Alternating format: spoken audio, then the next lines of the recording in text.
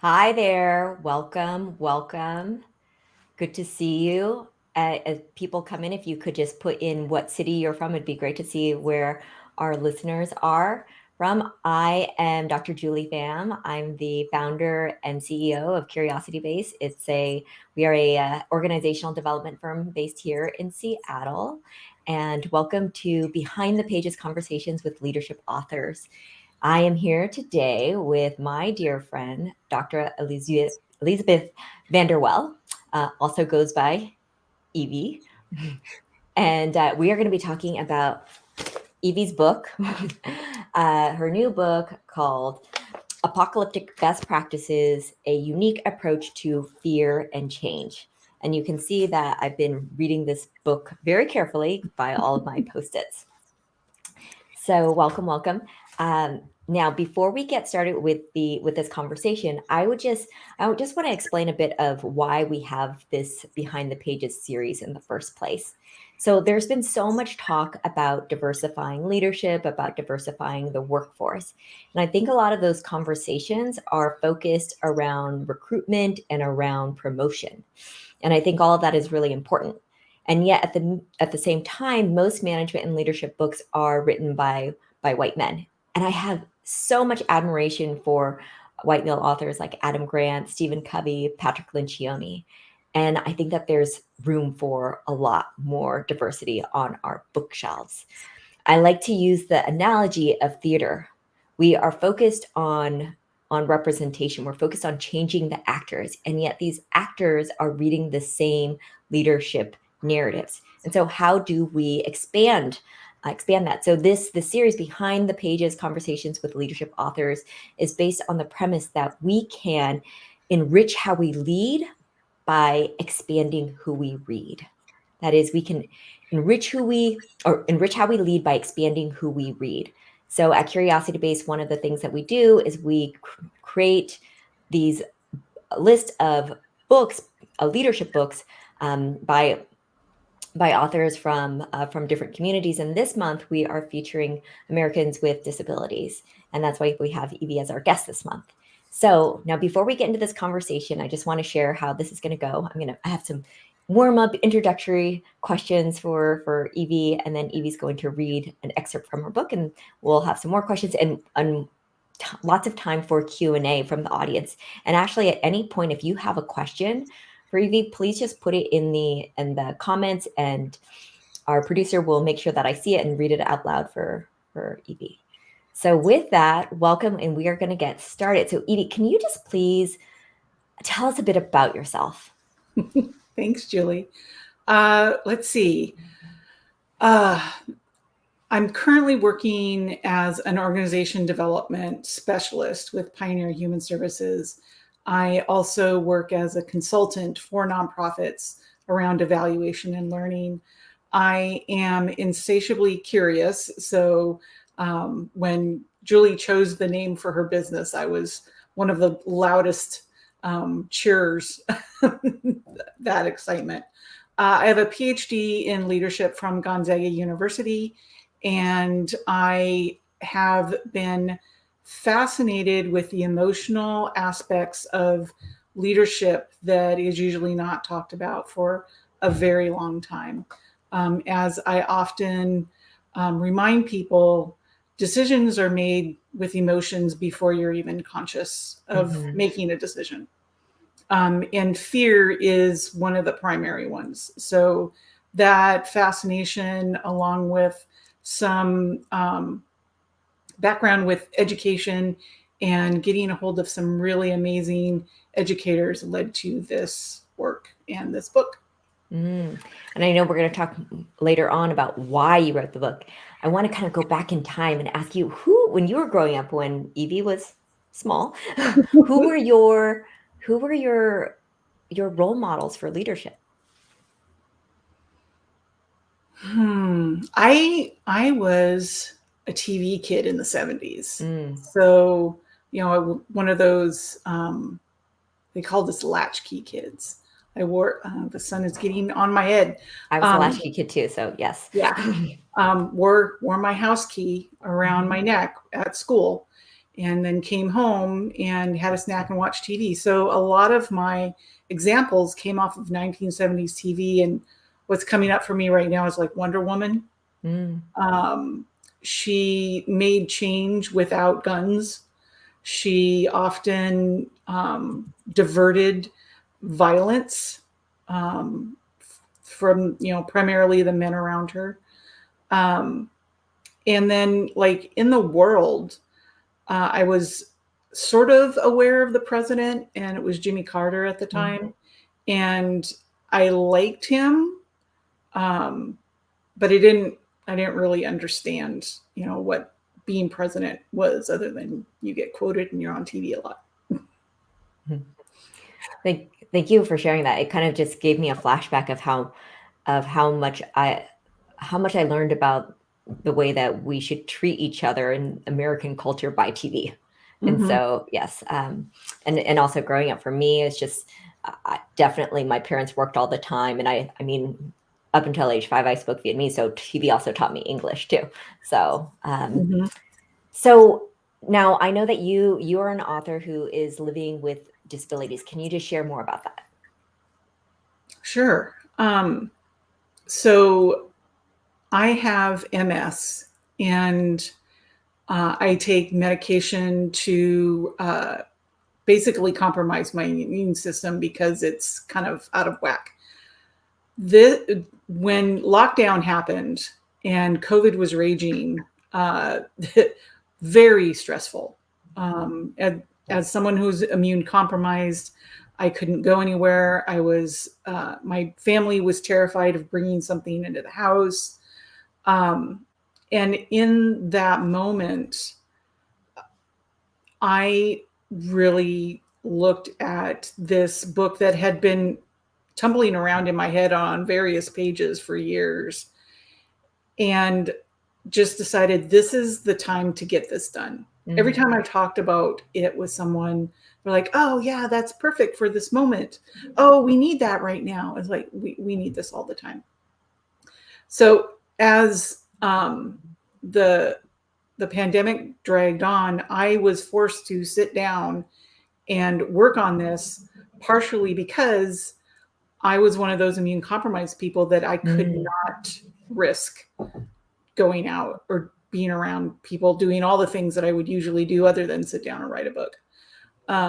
So that part has informed it, as well as me personally at Microsoft, we talk about eating our own dog food, following my own advice around fear and understanding that I'm afraid because it's important, and everything I'm afraid of has not happened because fear is all about the future.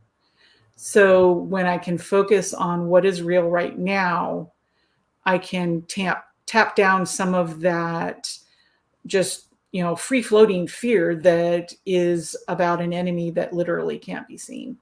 And so it sounds like that writing this book, the process of writing this book, also just helped you too. Yes. Yeah. And so Ashley, you said MS. For those of people who don't know, what is MS?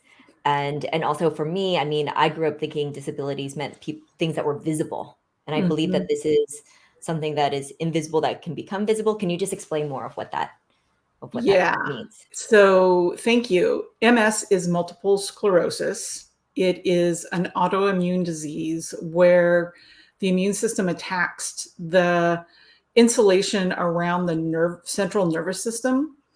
And how that shows up, if anyone's familiar with how electricity happens in your house, if you have squirrels chewing on the insulation on your wires, there will be sparks, and sometimes the electricity will get through and sometimes it won't. It's kind of what's happening with the nervous system. And it shows up in every different way. It's such a chaotic disease that, I could have a twin and we could have the same diagnosis and would show up in different ways. And it also evolves and changes depending on so many things, everything from diet to stress level to medication to environmental factors. And for how it's showing up for me is most of the time, no one can tell.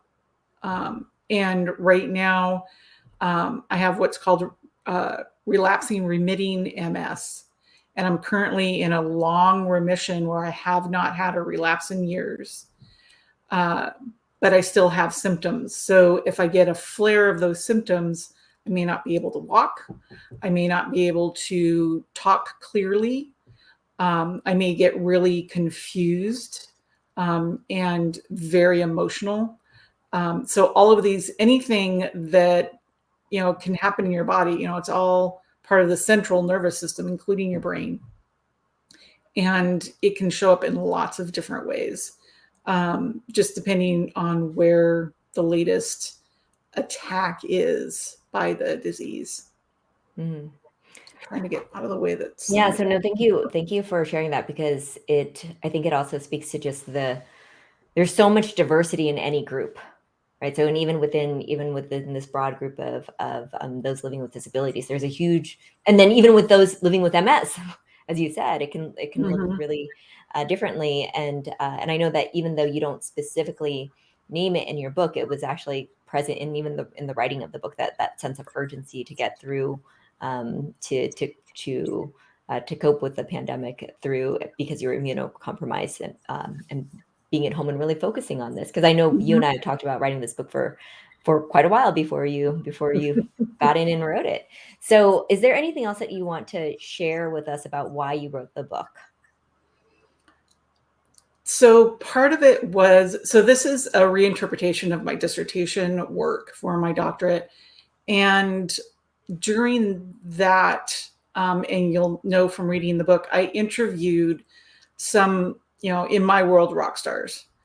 And some names will be familiar, some of them won't to other people, but within my world, these were absolute luminaries. And I felt so privileged to, get some of their time. Two of them, Parker Palmer and Bell Hooks, said that I needed to write this up beyond the dissertation because people need to hear it, particularly from their point of view, teachers.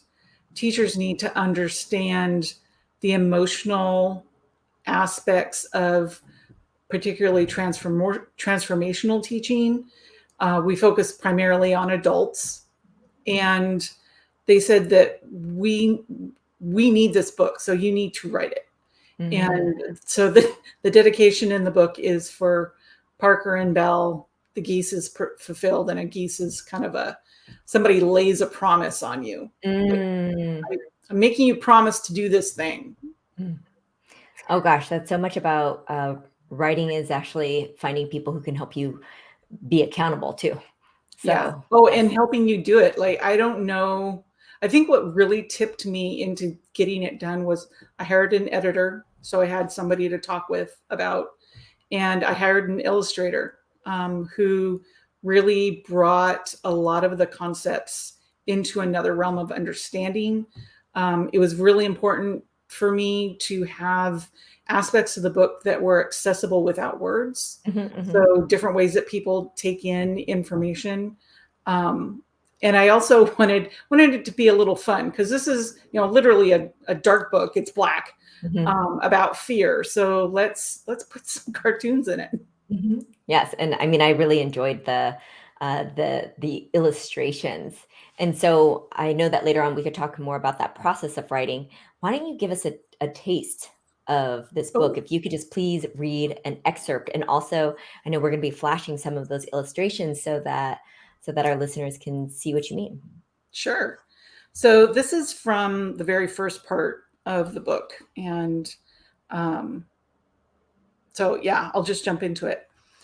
Fear and terror aren't actually part of our experience when we first arrive in this world. Research by Dr. Lisa Feldman Barrett has provided us with insight into what we fundamentally feel throughout our life and how we construct emotions from these basic feeling states. Through a process of interception, our brains experience two axes of feeling states: pleasant to unpleasant and calm to excited. In the center, there is a completely neutral state. That's it.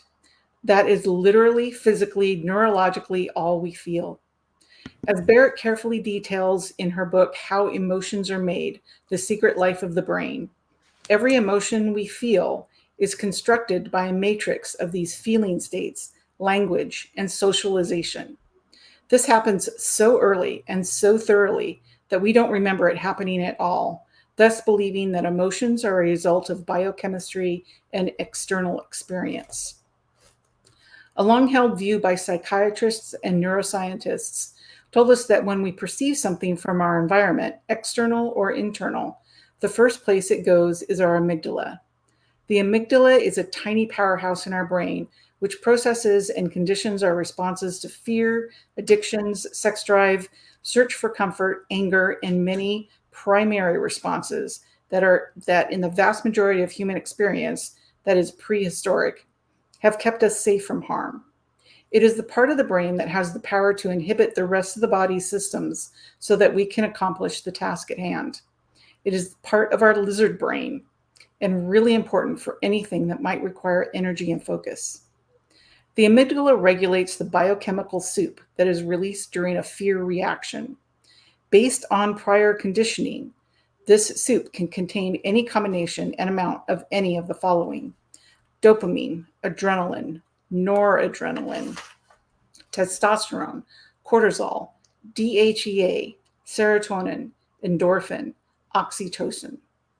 However, the biochemical effects of any emotion only lasts 90 seconds. After that, it is your conscious or conditioned choice to hold on to that emotion. While feeling fear is instinctive and necessary, our response is conditioned and shaped by language, socialization, and our choices over time. Thanks to our new understanding of neuroplasticity, whether our conditioning was conscious or not, we have the power to change our conditioning over time with conscious intent. Mm-hmm.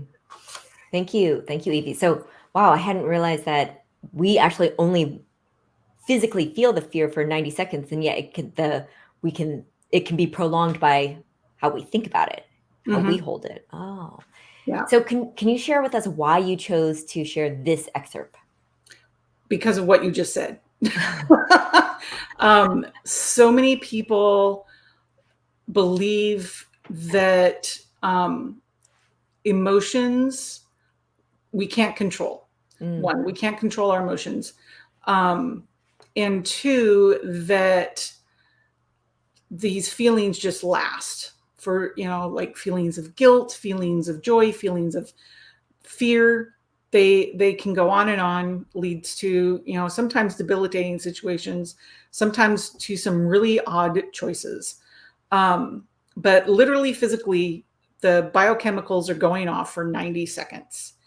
After that, depending on what is happening in the environment, how we have thought about fear or this particular situation previously, as well as anything that someone is doing overtly, will extend or reactivate that response, that reaction, to elongate. And many emotions, and fear, again, is one of our primary ones, if they are, I'm going to say, artificially stimulated over a long period of time, particularly by external factors, it can be a serious health detriment. So I'm just going to remind the listeners here, if you have questions, if you're hearing something like, oh, I need to know now, please just put it into the chat. And meanwhile, I'm going to ask Evie another question, which is, I hear this word self-regulation, and I kind of guess what it means. And as you're describing this, I'm kind of thinking it might be related. Is that like the self-regulating our response to the 90 seconds, or can you share more, please? So self-regulation is a very long process when you're talking about emotions and how they show up in our bodies. Whether we, get a pain in our stomach or in our head or whatever. The concept around like emotional intelligence, being able to manage emotions, I have some notes about that, primarily that they that whole concept pits positive and negative emotions. That is a false dichotomy. Emotions just are. There's no positive ones. There's no negative ones. And to manage them, first you need to honor them. That I'm feeling this. It's a very good reason I'm feeling this. And for fear particularly, the main reason you're feeling it is because fear is our attention emotion. And if you're feeling fear, it's because you need to pay attention. You need to focus on what is triggering this fear. And fear does not tell you what to do about it. So another part of the book that I want everybody to know is we have way more than 2 responses to fear. We have at least 6. And again, through choices and some self-regulation, you can move from what you had been doing to doing different things. All this to say that if you are feeling that your emotions are driving your choices in a way that you don't like, you can start changing that and understand that it's going to take a while, and it's going to take energy and focus over the long haul to do it, because it took you, how many years, decades to get this behavior, to get these connections going on in your brain. It's going to take a minute to move it. So, Evie, what are those 6 reactions? So the classic fight and flight. There's also tend and befriend, as well as befriend. Okay. Yeah, as well as fake and freeze. Fake and freeze. So yeah. And what's interesting is all of these pairs, they function in different ways. So fight and flight both function to separate you from whatever is scaring you. Tend and befriend keep you connected and engaged with it, which is an intriguing approach. And then fake and freeze buy you time. The scary thing may go away, or you may be able to figure something out, or something may change, and you have a little bit more time to respond rather than just react. So the tend and befriend, they're like, these were found in recent studies in the 1980s. Like the fight and flight thing was back from, I think, the 50s. And it is when you're scared, particularly if you're with someone else, your fear shows up in taking care of them. So you're tending to someone else, and that alleviates your own fear. Or you befriend what is scaring you. You have a conversation with the person that is threatening you, or you have a curiosity about this new situation that you're approaching, and you stay engaged with it.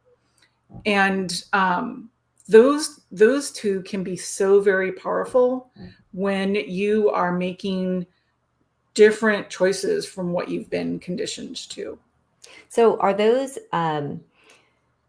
is that just that tend and friend, is that, are those just for external relationships, or can those be, I'm going to tend and friend myself? Like I'm going to have this internal. For sure. Yeah. Okay. The internal experience is as valid as external experience. So for sure, if you, and our own brilliant human brains can cook up so many things that have not happened, that are really scary. And if we get curious about, okay, why am I catastrophizing this situation or this relationship, and look to yourself and say, okay, so you're scared. What is scaring you? What is important here? What do I need to pay attention to so that I can make the best choices for me? And when you're doing that internally, it can be extraordinarily freeing, of coming to understand that I'm not wrong or bad for feeling this way. It is a feeling that is information that I can use, and I need to honor it and pay attention to it. So just to recap here, there are these 6 emotions that actually come in these 3 pairs. And so there's fight and flight, There's tend and friend, or tend and befriend. Befriend. Befriend. And then there's fake and freeze. And so just listeners thinking about which are the ones that you are, what's your typical response? And so Evie, one of the things that I really like in the book is that you have all these exercises at the end of each chapter. And you pose these scenarios for people to think through. Now, is that actually your stealth way of conditioning people to tend and befriend here? Or is that, well, actually, first, is there a stance that you're just like, yes, this is the best response? And then these exercises kind of gearing people to more of that? When I chose the title for the book through some conversations, and this just really popped, if I'm going to say that these are practices, I need to have something to practice with. So that's where the impetus for the exercises came from, because I can, I've been a university professor. I can lecture for the whole book, but to really start learning this and to subvert the dominant paradigm, which is my ultimate goal, giving people something to do, something to experiment with that is fairly low risk. Like if you are with yourself and you're playing these scenarios and stories out in your head, you get to determine how, where, and when that happens and what you do with it. So it's not like, I'm asking you to face down your greatest fear by sticking your hand in a bowl full of spiders or give a speech to 100 people. But you can play that in your head in a safe environment where you can kind of in that artificial way, take a look at, okay, this is coming up, because what we spin in our head is still real for our bodies. And when we can experiment with it in a way that will bring us forward and get some insights into what is important for us, and this is like each individual. So pay attention, this is important. When you're scared about something, spiders are poisonous. You need to not stick your hand in a bowl full of them. That is completely reasonable. That's good information. Going forward, I'm not going to do that.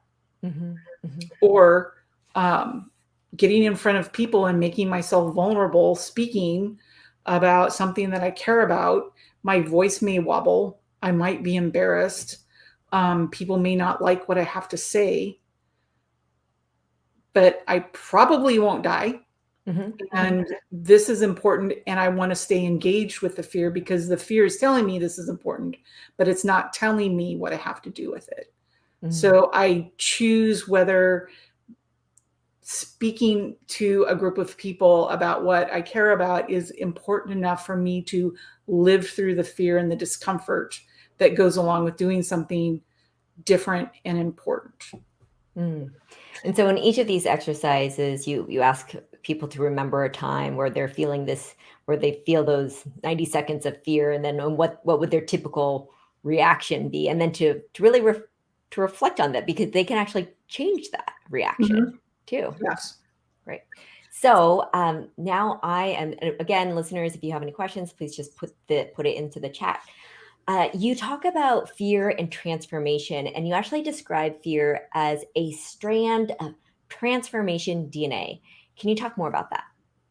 Yeah, this is what drew me into this research. Is I was very interested in transformational education, the kind of education where you learn something in such a way that you change and you can't go back. It's like, the caterpillar to the butterfly. If the butterfly decides they don't like being a butterfly, they cannot go back to being a caterpillar. That's the kind of transformational education I'm talking about. It's like how you thought the world worked doesn't, and you can't unknow that now. And as I was talking with these amazing educators, I had this idea from their writings that fear needed to be part of this. Even there was one person that really resisted talking to me, Dr. Nell Noddings, who's an amazing feminist author and teacher, and she's saying, I do everything I can to get fear out of the classroom. And I pointed out that in her book, The Ethic of Care, she talks about, causing discomfort and challenging what people are assuming. And like, if that isn't fear, and then we have this conversation of, okay, we can control for some artificial feelers. And then this real fear comes up of the world is not how I thought it was. And what do you do with that? How can you move forward? How can you sit through that transformation that could take a long time, could be an instant? So as part of it is practicing feeling that, practicing feeling fear so that you can, when it actually comes up, you can, I don't want to say react better, but just know how to deal with it in a way that's more productive, or more in line with what you want and what you want in your life. And you don't have to like make up fears. We're fearful all the time. I'm fearful all the time. I was so nervous coming in today. And now my voice is getting dry. Yeah, that's true, because I mean, even no matter how many times I do public speaking, there's always, how's this going to be? So there's always that bit of, which I actually think a mentor once told me that fear is just a sign that I care. It's true. Yeah. So let's talk about, you also talk about fear and belonging. And what do they have to do with each other? Yeah, belonging's how we met. So belonging, I hold very dear that it is a verb. It's not just an adjective that describes an environment or an emotion. Belonging is what you do with other people. And you feel like you belong when you do things with other people. And if you're coming into a new group, that can be scary. You don't know how you're going to be received. You don't know if this is going to work. So all of these projections are rolling around. And when you can engage with that in such a way that you can start doing things with these other people, you can pay attention to whether or not the belonging is happening or if you're trying to force it. A lot of folks will try to want to belong to a group. And I've done this. I have been a chameleon in many situations where I become the person they want me to be. And so then I could belong, but it really wasn't me and I didn't fit. And when we tried to do things together, it didn't work. It didn't feel good. And I started feeling more and more like, this is not real. And so when we're feeling afraid of being left out, that we don't belong, that is sometimes drives us to putting on those masks, to putting on those acts so that we can feel like we're belonging. But really, if we just do the things that are important to us, that we enjoy, we will attract and or find other people that are doing those things. And belonging becomes an ease. And so that's kind of the caution, that if you're afraid of being left out, of not belonging, that tells you to pay attention to what you do that could be done with other people. And then that is a way that you can belong. So pay attention to what you do. Can you say that last part again, please? Particularly with other people. So belonging is about other people. I mean, I read books. It's not really something that is a group activity. It could be. There's book clubs, but I've never been in one, interestingly enough. So if what you're doing can be done with other people, find a way to do that. and don't find the group of people that you want to belong to and then try to force yourself into it, because that's the letting your fear drive. And I've talked about this with a couple of people. If you think about fear as like a persona, fear's a toddler. It's all about attention. It's all about immediate, like this could be right now, let's do this. And you shouldn't let toddlers drive. So if we're in the family car of our emotions, the toddler needs to be in the back seat, secure with a cookie, and you pay attention to them. You notice if something's going on, but they're not driving the car, and they probably have the window locked too. So when you were describing how there's that fear of I don't belong, and then what do I do to make myself fit in? Is that fake and freeze of the fake? Like I'm faking? Is that my reaction to the fear then? You're good one. Yes, it definitely is. So if I can fake my way through this scary situation, I might get what I need. And again, with like fear lasts 90 seconds. That biochemical thing happens in our body 90 seconds. After that, anything that we're doing to prolong that is part of our conditioning. So if our response is fake, and I'm going to, just pretend that I belong in this group, that starts wearing on your system. I talked previously about how constantly activating fear is a detriment to your health. So if you are in this fear response of faking all the time, and then, the stories about, I'm going to be found out, or all of these other things starts going on, this is not healthy. And again, none of these feelings are good or bad. Right. They're all necessary. They're all information.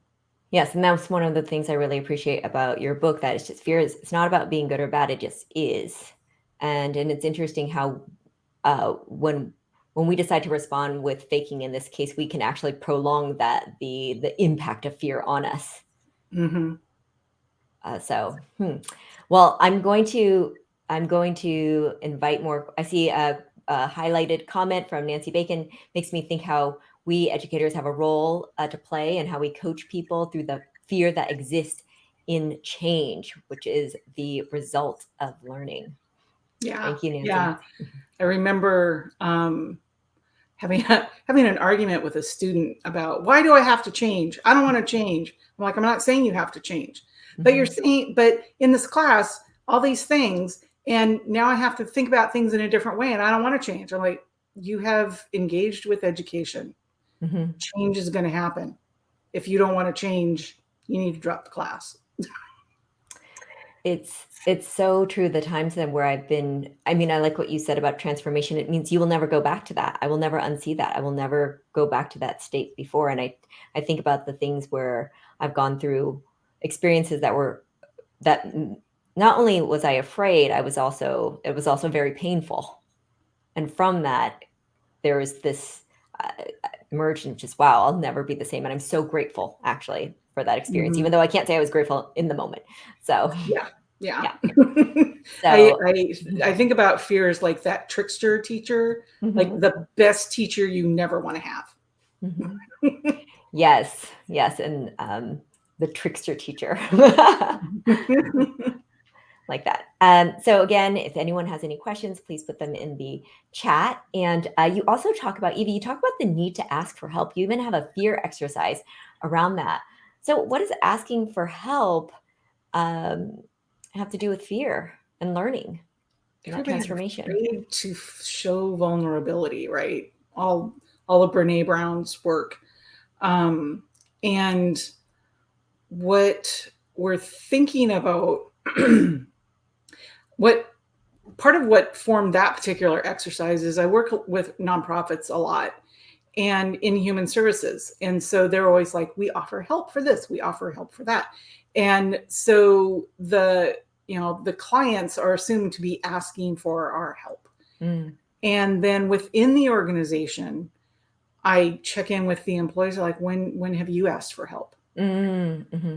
And they tend to get so wrapped up in that word about how we don't want to use the word help. We use support, or provide resources or something. They don't even want to use the word help. I'm like, why not? Help is what you're offering. Why can't you ask for it? And then I talked with more and more people about this, and I noticed my own experience of always wanting to feel strong. This brings us back around to the MS thing. When my symptoms are flaring and I have to use a cane and I'm dragging my feet, I do not like going out in public. I do not like showing up as physically vulnerable, as slow. And, people look at me. I don't know what they're thinking. I don't know what's going on behind their eyeballs, but I project, all these negative things about me that they're perceiving, when who knows? Nobody knows. So that kind of vulnerability, that asking for help, is a scary thing. Mm-hmm. Mm-hmm. Yes, I actually really like asking people that question of, when was the last time someone asked you for help? Talk about a time, and how did you feel? And people usually say, I felt good about being asked for help. And then it's just, well, when did you ask someone for help? And it's hard. It's really hard for people to come. And I always say, and they weren't obligated to help you. You weren't paying them. It was just there was a chance that they could say no. Mm-hmm. Right. And it's really interesting to see how we feel good, and yet we think that we're going to be a burden on someone else, or we're afraid to do it ourselves, even though we know how the person being asked for help feels. Yeah. So, Mm-hmm. So, and again, welcoming the listeners, if you have any questions, to put that in. Can you share who are some of your kind of go-to leadership authors? Sally Helgeson is really brilliant. She wrote a book some years ago called The Web of Inclusion, which lands leadership in the middle of a web rather than the top of a pyramid. So and she's done more work since then, including a very practical book, How Women Lead, that she did with Malcolm Goldsmith, I think is his name. So that one's really good. Susan Scott with Fierce Conversations. That is wonderful with communication of all sorts, particularly for leaders, to be able to be more candid in their conversations with compassion. Let's see, who else have I really enjoyed? Well, Bell Hooks, of course, Teaching to Transgress, and all of her books around community. And I see a question came in from Nancy Bacon, and it's, how can we help others when we know they're stuck in fear?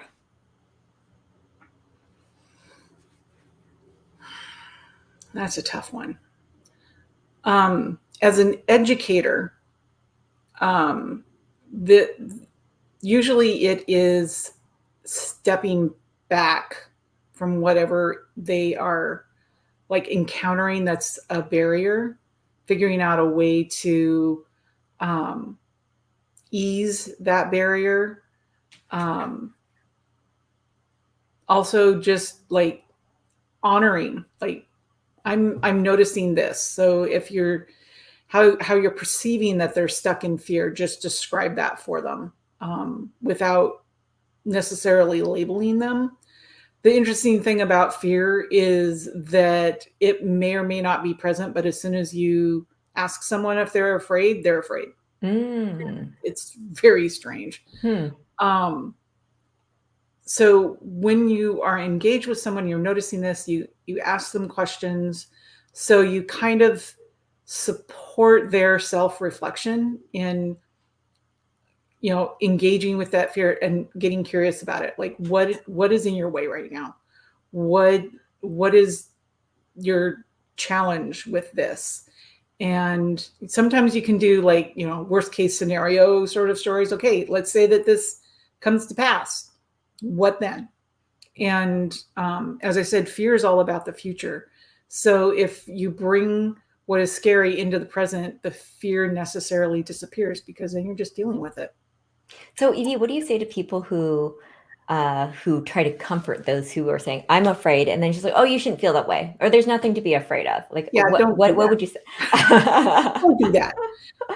Their fear is completely valid for what is happening for them.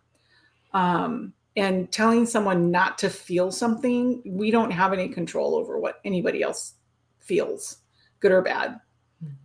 So if someone is scared, find ways to support them as they're being scared, and look for opportunities to, when that fear comes down a bit, so it's not so intense, have a conversation of what's going on, how, if this happens again, how can I support you? Everybody's fear is valid in every instance. So, Evie, what I'm hearing here is just kind of recapping our conversation as we wind down, is that biochemical, that the fear actually only lasts 90 seconds. It lives in the future, not in the present. There are these 6 reactions to it. We can actually think, we can have influence over how much do we let it control us or not. And then also for those people who are seeing people reacting in fear, is not to dismiss it, to actually acknowledge that what they're feeling is what they're feeling. Mm-hmm. Is there anything else that you want to share in terms of just some key takeaways that you want people to, I know, and also get the book, but is there anything else kind of intriguing that you want to share with people? I'm thinking now about our current political climate and the divisiveness of our nation. We've got a midterm election coming up that has a lot of weight in it. And people are scared. A lot of people are scared. A lot of people don't understand how the other side could think or feel this way. Get curious. Mm-hmm. Honor your fear that these people who are not like you could take over, and investigate what that would be. Why is this important for you? Mm-hmm. And investigate what's happening there. And everybody's, exploration is going to be different. And I really encourage you to explore that. Possibly have a honest conversation with someone you disagree with. Thank you, Evie. So you have the paper book out. What is next for you and for this book? I'm trying to get it on an audio. So my voice is not always reliable. So I'm needing to get a narrator and talking with narrators now and getting it on Audible. So stay tuned. Okay. And then, so Evie, I know that you have a consulting practice, and if people wanted to be wanted you to be the fear whisperer or the guiding them through this, what are some of your services, and how can they get in contact with you? So my business is called Hand in the Dark Consulting. So yeah, if you're in a place where you don't know what to do or can't figure it out from here, call me. My primary services are assessment and evaluation, as well as learning design and leadership coaching. Thank you so much, Evie, for having this conversation with us today, Behind the Pages, Conversations with Leadership Authors, and seeing lots of great comments here. And thank you so much. And well, with that, we are going to wrap it up, and you will be able to see this on YouTube later on. And for those who know for those in the audience who know that there are other people who want to see this, please do share that recording.